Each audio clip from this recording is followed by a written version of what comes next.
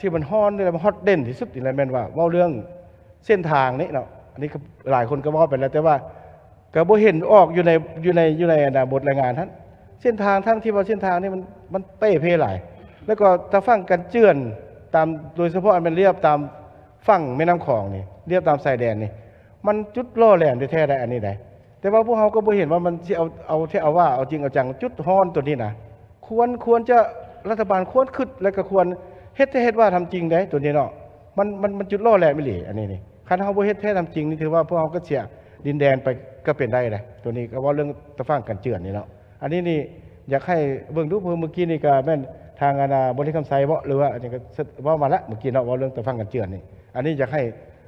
สนับสนุนแล้วก็ส่งเสริมเฮ็ดให้มันได้หั่นนะ